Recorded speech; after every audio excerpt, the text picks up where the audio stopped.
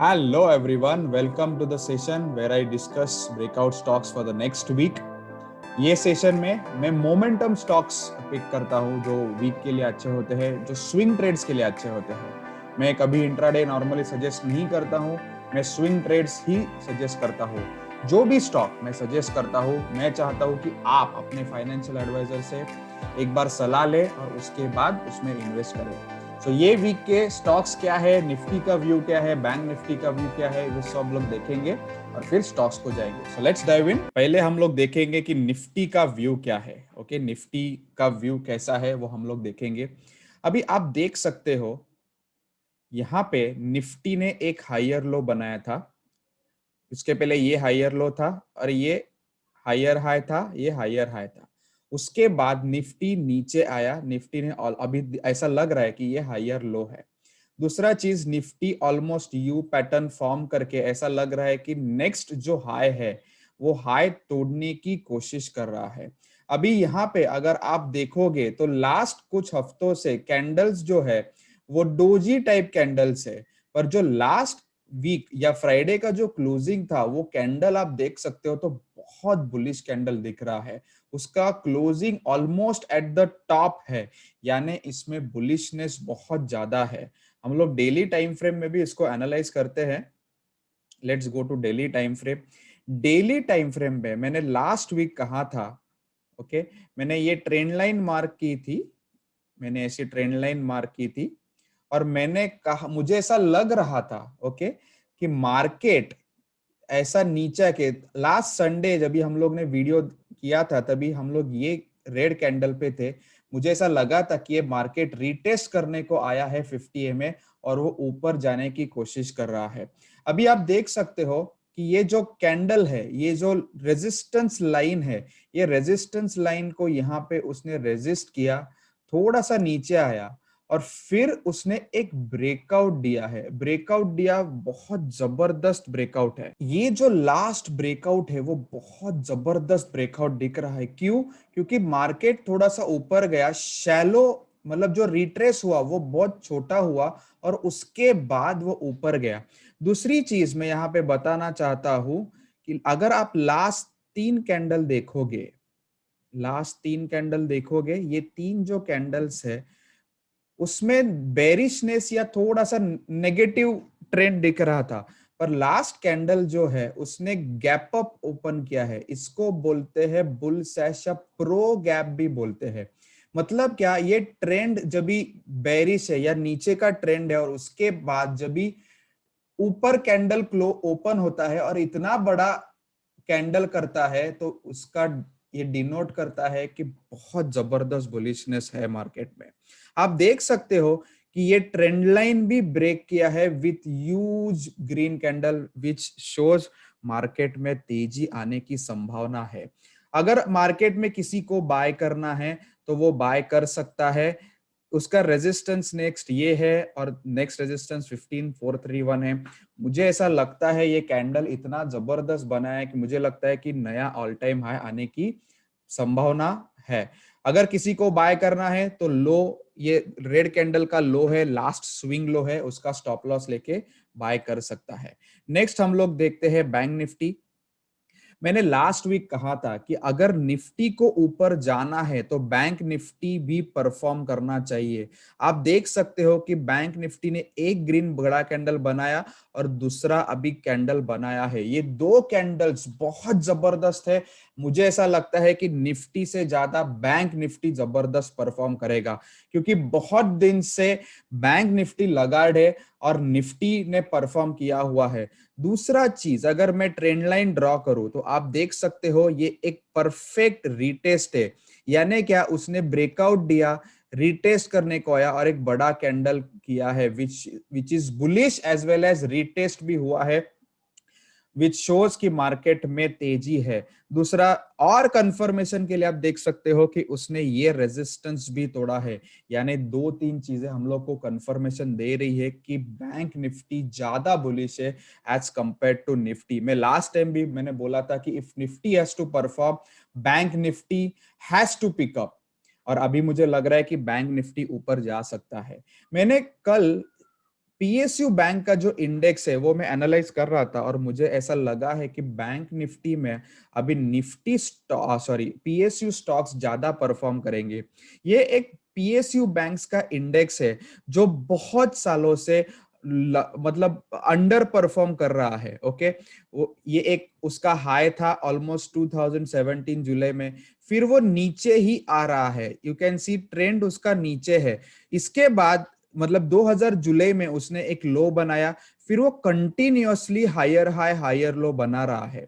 मैंने last time एक आपको नगेट दिया था कि जब भी कौन सा स्टॉक या इंडाइस कौन से भी टाइम फ्रेम पे फर्स्ट टाइम जब भी 200 ईएमए को टच करते हैं तो वो 200 ईएमए जो होता है वो रेजिस्टेंस की तरह एक्ट करता है। तो यहाँ पे भी आप देख सकते हो वो 200 ईएमए को टच करने गया, रेजिस्टेंस हुआ, नीचे आया, 50 ईएमए का सपोर्ट लिया और अभी ऊपर जाने की कोशिश कर रहा है। यहाँ पे हम लोग अगर लास्ट कैंडल को देखें तो लास्ट कैंडल बहुत ज्यादा बुलिश दिख रही है। हम लोग लास्ट कैंडल को देखते हैं तो बहुत बुलिश लग रही है। सी, जब हर कैंडल आपको बताएगी कि उसमें एक कैरेक्टरिस्टिक क्या है। सी, ये कैंडल पे देखो ऊपर नीचे विक्स है, ये भी कैंडल को ऊपर और नीचे विक्स है, पर लास्ट कैंडल में आप देख सकते हो कि ऊपर कोई विक नहीं है। यानी हर बंदा कौन से भी लेवल पे पीएसयू के स्टॉक्स, स्पेशली पीएसयू बैंक्स के स्टॉक्स बाय खरीदने को चाहता है। वो हम लोग ने देखा लास्ट वीक में कि एसबीआई का रिजल्ट आने के बाद एसबीआई बहुत ज्यादा शूट हुआ। मुझे ऐसा लगता है कि अभी तो पीएसयू बैंक्स में रैली आई ही नहीं है, इसके बाद बहुत जबरदस्त रैली आ सकती है। तो ये जब भी ब्रेक होगा तो हम लोग थोड़ा रिटेस्ट के लिए वेट करेंगे। ये जैसे ही 200 ईएमए ब्रेक होगा तो ये 200 ईएमए को रिटेस्ट करने को आएगा और फिर जब भी जर्नी चालू होगी तो PSU banking index as a whole will become bullish. ये आपको याद रखना है।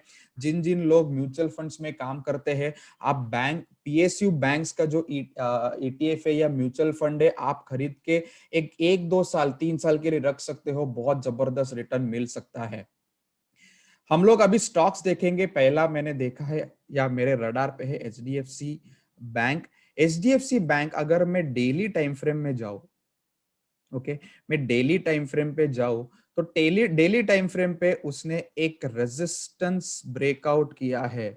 मुझे ना जब भी रेजिस्टेंस ब्रेक होने के बाद, जब भी कौन सा भी स्टॉक रिटेस्ट करने के बाद जब भी ऊपर जाता है ना तो बहुत अच्छा लगता है। सी, हमेशा स्टॉक एक वन साइडेड जब भी ऊपर जाता है ना तो डर रहता है कि अगर वो नीचे आया तो बहुत गिर सकता है। पर ये कैसा है ना, जब भी जिगजैग वे में जाता है स्टॉक तो बहुत जबरदस्त रिटर्न मिलता है और यहाँ पे लॉन्जिटिविटी बहुत ज्यादा बढ़ सकती है। अभी अगर किसी को बाय करना है एचडीएफसी बैंक तो वो कल बाय कर सकता है ये हाई के ऊपर। स्टॉप लॉस अभी 1497 चालू है। My stop loss will be 50 EMA. मैं 50 ईएमए को लाइन ड्रॉ करता हूं। 50 ईएमए इज 1449। मैं इसको चेंज कर लेता हूं 9.4। 1449.4 is my stop loss and I can target। मुझे ऐसा लगता है कि ये हाई जो है ये हाई तक जाने की संभावना है। यानी ऐसा नहीं होगा कि ये कल इसने तोड़ा तो ये ऐसा वन वे ऊपर जाएगा, नहीं, ये ऊपर जाएगा थोड़ा नीचे आएगा।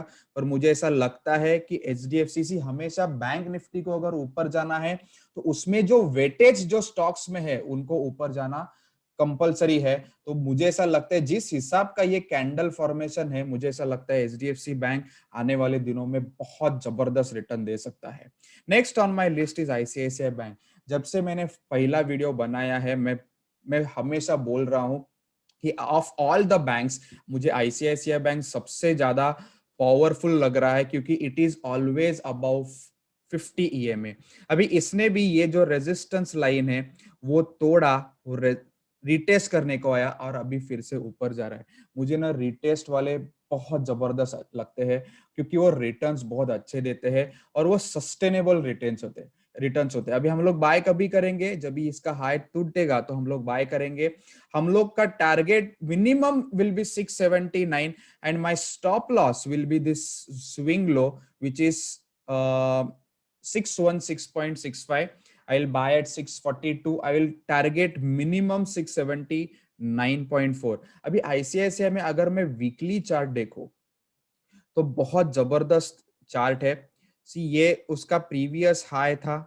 ओके, प्रीवियस हाई जब भी उसने तोड़ा, प्रीवियस हाई जब भी उसने तोड़ा तो अभी वो रीटेस्ट करके फिर से ऊपर जाने की कोशिश कर रहा है। मुझे लगता है यहाँ से आईसीआईसीआई बैंक आराम से 100-150 रुपया दे सकता है इन अ टाइम स्पैन ऑफ 1 और 2 मंथ्स। तो ये आपके एक लिस्ट में रखो। Next on my list is bank Baroda.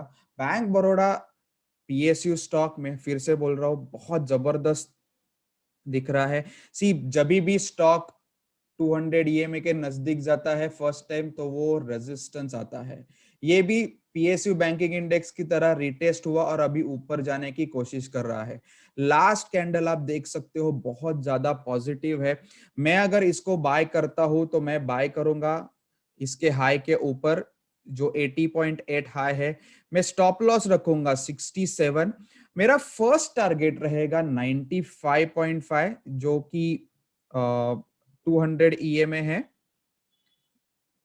मैं इसको 200 ईएमए को मार्क करता हूँ, या 99.5 जो मेरा 19.85 जो मेरा फर्स्ट रेजिस्टेंस था वो मेरा टारगेट रहेगा।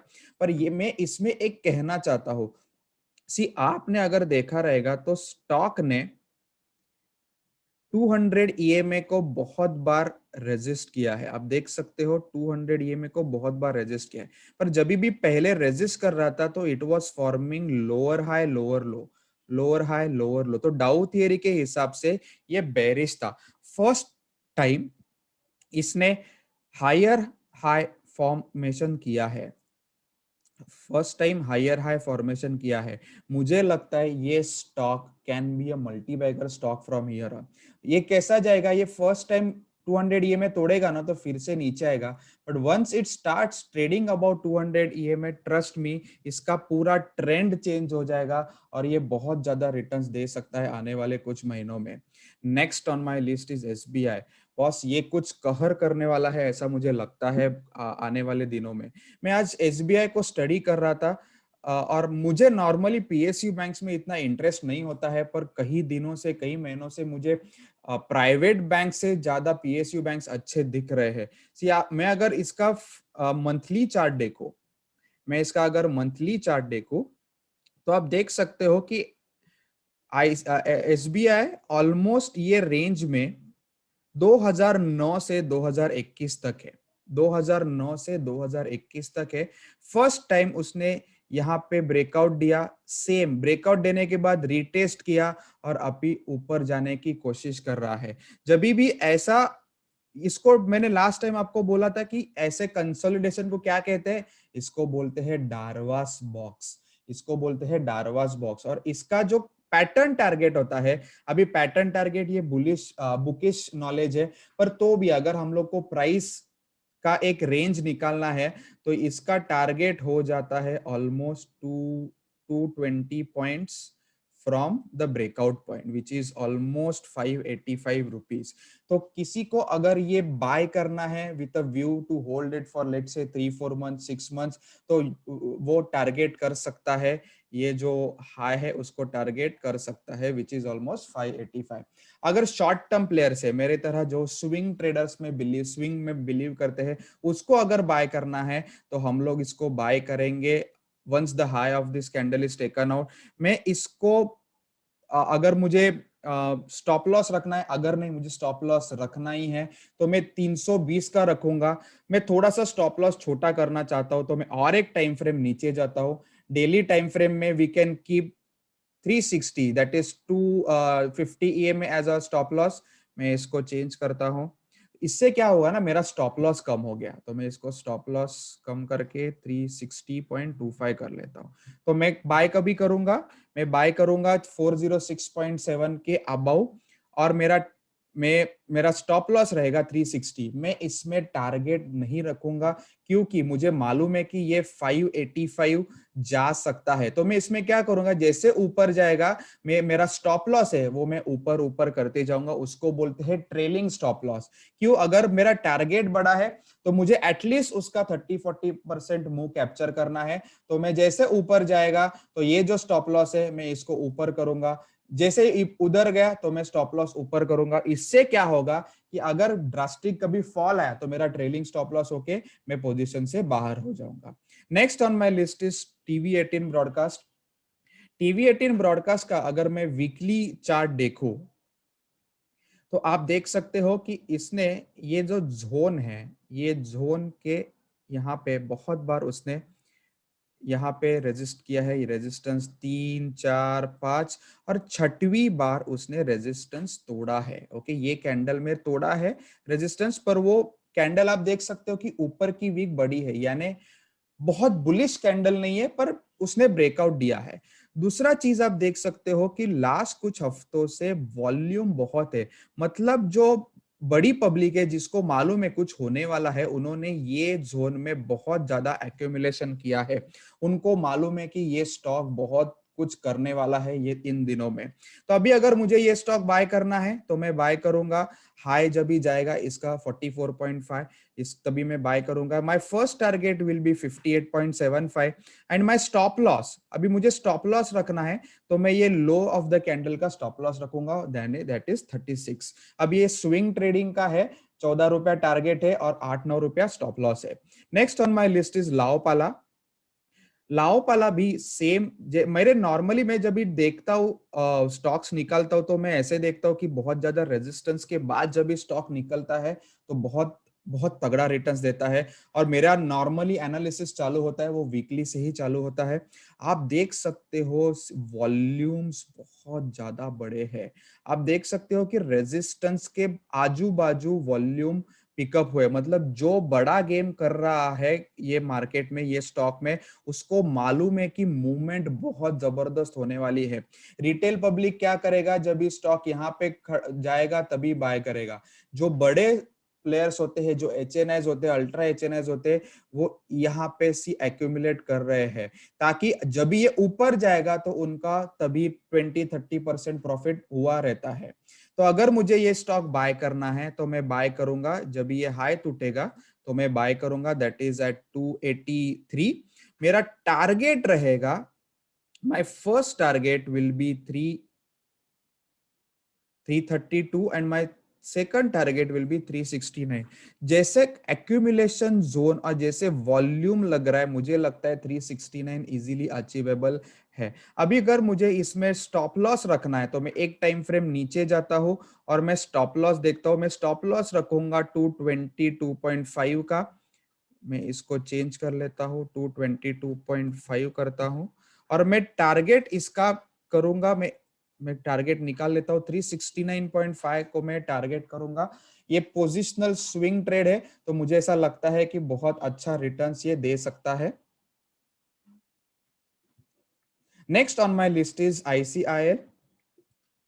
ये स्टॉक आप देख सकते हो, मैं वीकली से जाता हूँ, वीकली में जाता हूँ। सी वीकली में यहाँ पे एक रेजिस्टेंस था, यहाँ रेजिस्टेंस था, रेजिस्टेंस ब्रेकआउट हुआ, रीटेस्ट करने को आया और ऊपर जाने की कोशिश कर रहा है। जब भी स्टॉक ऊपर जाके रिटर्न आता है, रिटेस्ट करके ऊपर जाता है, बहुत तगड़ा रिटर्न देता है। यहाँ पे भी आप देख सकते हो पहली बार उसने रेजिस्ट किया और फिर तगड़ा मूवमेंट आया। सिमिलर मूवमेंट मैं एक्सपेक्ट कर रहा हूँ बैंक ऑफ बड़ौदा या फिर पीएसयू बैंक्स में, जो अभी फिलहाल 200 ईएमए के नीचे है। यहाँ पे और एक आप देख सकते हो, मैंने लॉन्ग टर्म ट्रेंड लाइन डाली है।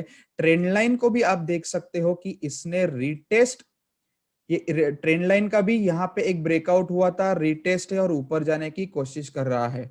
अगर ये कल इसने हाई तोड़ा तो मैं इसको बाय करूंगा। 154 नहीं, जो हाई ये है उसको मैं मार्क करता हूं, 160 को मैं बाय करूंगा। इसका स्टॉप लॉस और इसका टारगेट, मेरा पहला टारगेट रहेगा 210 एंड मेरा दूसरा टारगेट रहेगा 250।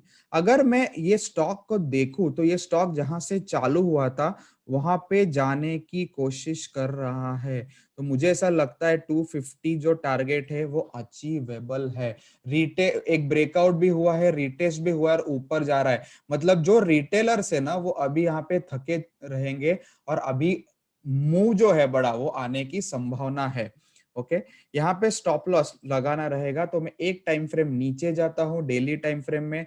डेली टाइम फ्रेम में इसको 137.9 का मैं स्टॉप लॉस रखता हूँ।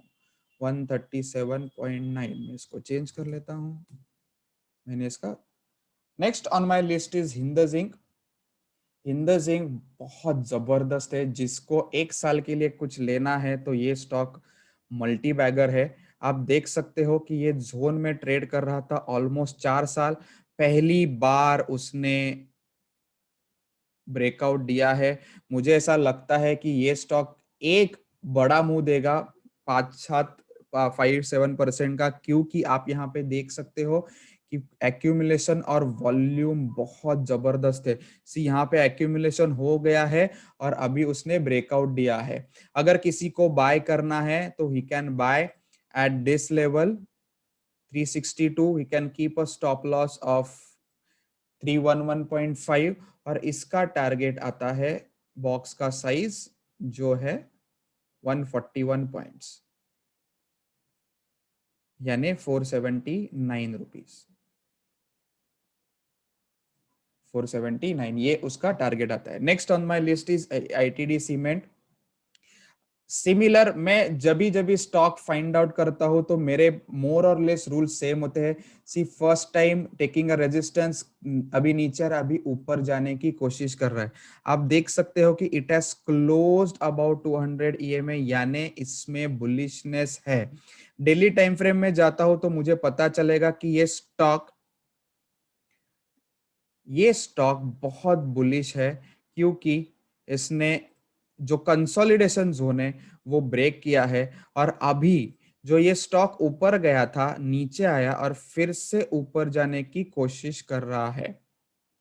तो यहाँ पे किसी को अगर बाय करना है तो ही can bye at this level 987.5, keep a stop loss of low of this candle 81.5 81.3 और उसका टारगेट होगा 94.45। Next on my list is नेटको pharma. Pharma में बहुत जबरदस्त मूवमेंट दिख रहा है। ये डेली में ही आप देख सकते हो कि वॉल्यूम्स बहुत पिकअप हो रहे हैं बहुत कुछ स्टॉक्स में। आप देख सकते हो जहां जहां एक्यूमुलेशन होता है वहां पे साइडवेज मार्केट है और वो रेजिस्टेंस के नीचे, रेजिस्टेंस के आजू बाजू है, यानी बड़े प्लेयर्स उसको बहुत ज्यादा एक्यूमुलेट कर रहे हैं। और लास्ट कैंडल है वो बहुत ज्यादा बुलिश है और ऑलमोस्ट रेजिस्टेंस ब्रेक किया हुआ है। 3 बार रेजिस्टेंस था, ये चौथी बार अभी वो ब्रेक करने की कोशिश कर रहा है। जिसको ये स्टॉक बाय करना है, he can buy with the once the high of this candle is taken out with low as the stop loss. ये जो स्विंग लो है उसका हम लोग स्टॉप लॉस रखेंगे। टारगेट में इस पे स्पेसिफाई नहीं करूंगा। जब ये stock almost at all time high है, अभी ये स्टॉक जब भी ऊपर जाएगा तो ये नया हिस्ट्री बना सकता है। जब भी ऊपर जाएगा तो we will trail it, we will keep this stock for next 6 months for ultimate results. Next on my list is L&T. मैंने लास्ट वीक भी एल&टी रेकमेंड किया था, इस वीक में सेम स्टॉक फिर से रेकमेंड करना चाहता हूं, क्योंकि ये स्टॉक मुझे लग रहा है कि बहुत ज्यादा ऊपर जा सकता है। ये वीक में उसने रिटर्न्स दिए नहीं है, तो अभी आने वाले वीक में रिटर्न्स दे सकता है। मैंने नॉर्मली मेरा जो प्रोसीजर होता है, मैं चालू करता हूँ लास्ट वीक के फॉलोअप में। मैं फॉलोअप लेना भूल गया तो मैं अभी फॉलोअप लूंगा। लास्ट वीक में मैंने 7 स्टॉक्स रेकमेंड किए थे। 7 स्टॉक्स में ऑलमोस्ट 3 ट्रिगर ही नहीं हुए, मतलब बाइंग लेवल आ ही नहीं गई। 4 स्टॉक्स के रिकमेंडेड लेवल से बाइंग हुई, पर I was not happy with the way जो स्टॉक्स बढ़े, क्योंकि जियोजीत ने पहले ही दिन गैप अप किया था और फिर ऊपर आया, यानी ये स्टॉक भी कोई ट्रेड नहीं कर सकता था। एबी कैपिटल में थोड़ा फार ट्रेड हुआ, एल&टी में थोड़ा फार हुआ, एनएससीएल में थोड़ा फार हुआ, पर मतलब मैं ऐसा कहूंगा कि अगर होल वीक ऐसा कंसिडर करने जाओ तो it was not a good week जो मैंने सजेस्ट किया था, एज कंपेयर टू मैंने जो 2 लास्ट वीडियो थे उसमें जैसे रिटर्न्स मिले, उस हिसाब से ये स्टॉक्स में नहीं मिले। लेट्स होप जो अभी मैंने स्टॉक्स रेकमेंड किए हैं वो धुआंधार अपने को रिजल्ट्स मिले। आपको अगर ये वीडियो अच्छा लगा रहेगा तो please do subscribe to my channel, do like, do share it to your friends so that even I get a lot of motivation. Thanks a lot, friend. Thank you.